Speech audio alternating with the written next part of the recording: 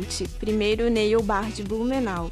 Realce a sua beleza através de serviços de alta qualidade em um ambiente super aconchegante.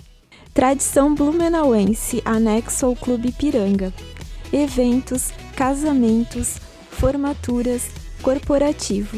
Buffet de almoço de segunda a sexta-feira, das 11 às 14 horas.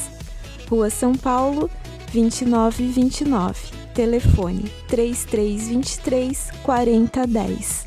Olá, estamos começando mais um programa Charme Mês de Maio, mês das mamães, das noivas.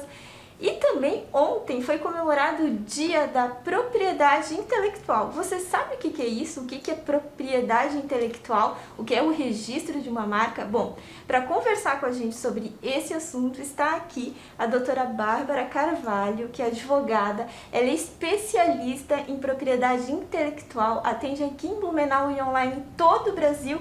E até mesmo fora do Brasil, né, doutora Bárbara? Isso. E vai esclarecer muitas coisas pra gente. É um prazer te receber aqui. E parabéns pelo dia de ontem, né? O Dia da Propriedade Intelectual. Obrigada, Nick. Obrigada também pelo convite. Estou muito feliz de estar aqui pra gente conversar um pouquinho sobre propriedade intelectual e registro de marcas.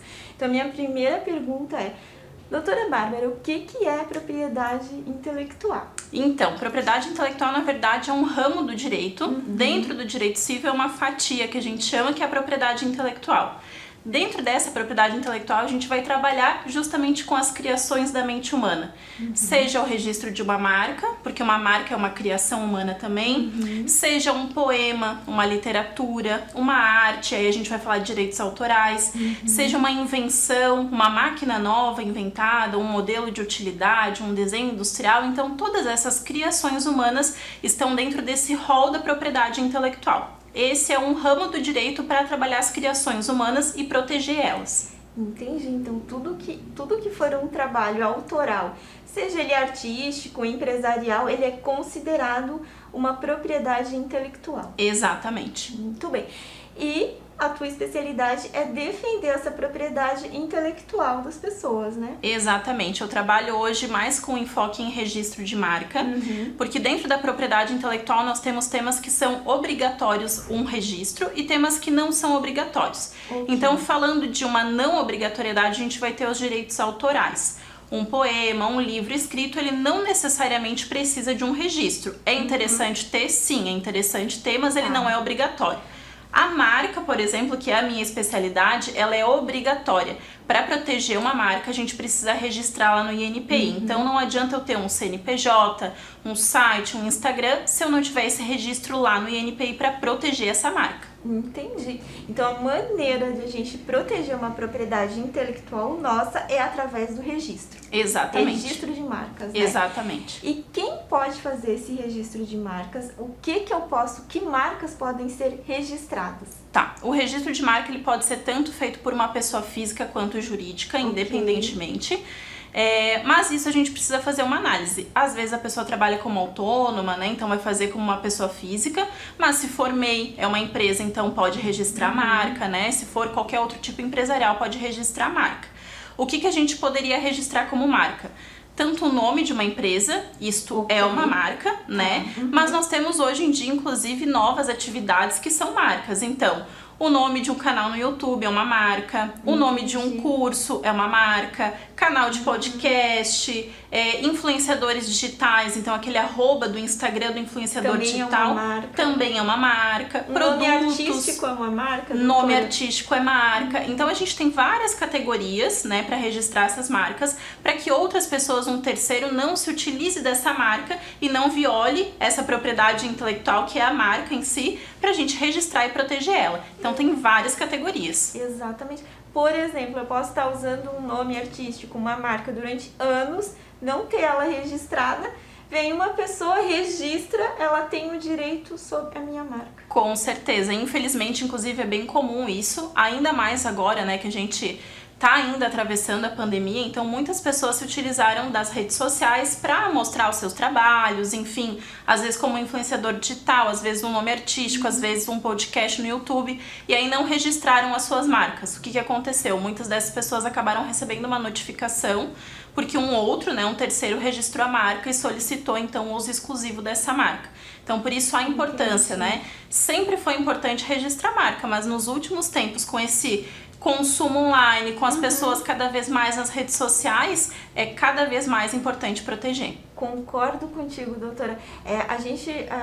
A pandemia, eu acho que acelerou esse processo, mas a gente está passando e passou por uma revolução na comunicação. Com certeza. A tecnologia, ela veio para isso, para ajudar a gente em muitos fatores, mas ela também prejudicou essa disseminação de roubos de conteúdo, de copia e cola, né?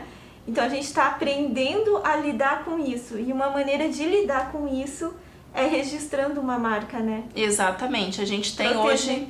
E também sabendo, né, quais são os nossos direitos. Né? Exatamente. Então, assim, a gente fala de registro de marca que é obrigatório, mas, por exemplo, a gente estava falando aqui, né, de cópia de conteúdo. Conteúdo é direito autoral.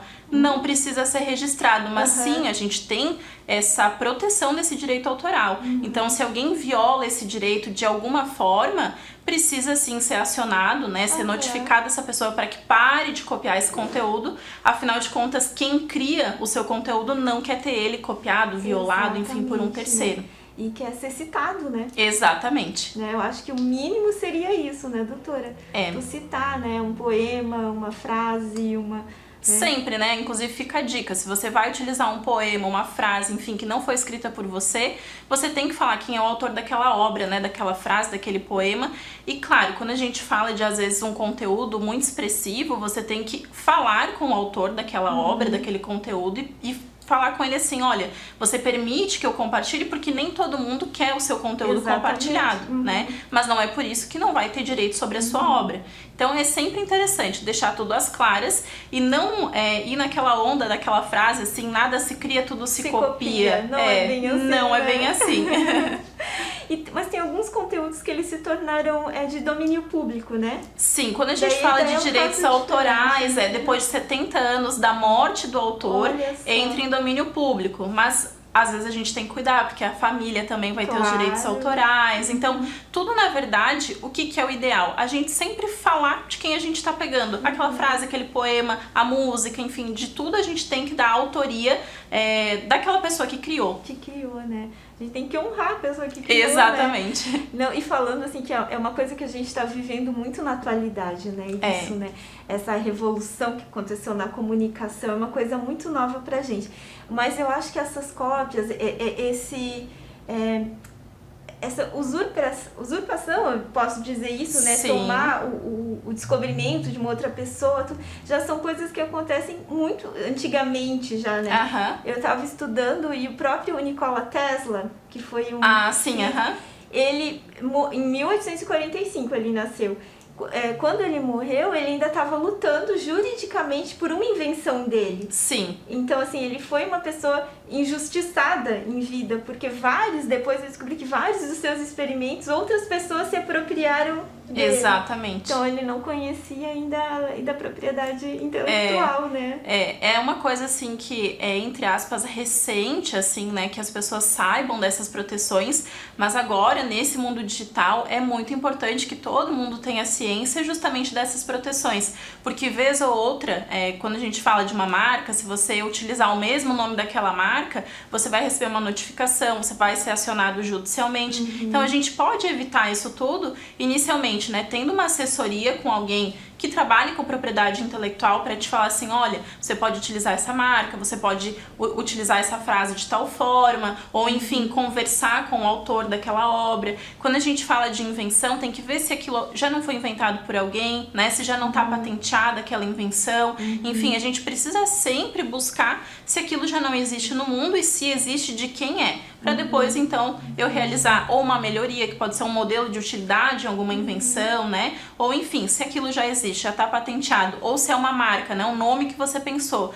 e a marca já está registrada, tem que ser alterado, não pode querer registrar também.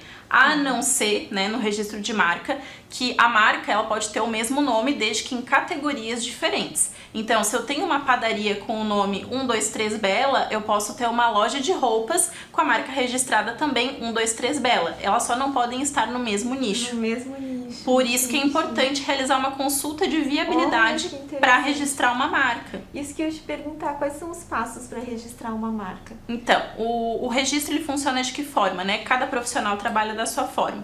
Como eu faço? Quando o cliente traz para mim a ideia de registrar a marca, eu faço uma consulta de viabilidade. O que seria isso?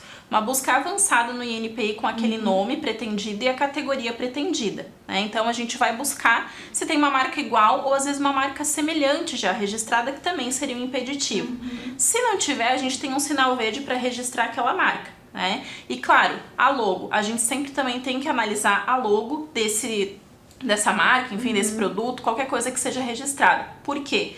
A gente tem a lei da propriedade industrial, que a gente tem que observar os requisitos para registro de uma marca, e inclusive tem alguns sinais que a gente não pode registrar. Um exemplo muito clássico são pizzarias. Então, uma cantina italiana que serve pizzas tem um nome super original, às vezes é o sobrenome da família e tem na sua logo a bandeira da Itália. Não pode. Não pode, porque é um impeditivo da lei. Bandeira de outros países, moeda, armas, brasões, isso tudo não pode. Então, é importante essa consulta de viabilidade com o profissional, porque ele vai olhar tanto o nome, se é possível, quanto a logo, se ela apresenta os requisitos legais para aquele registro. Nossa, que interessante.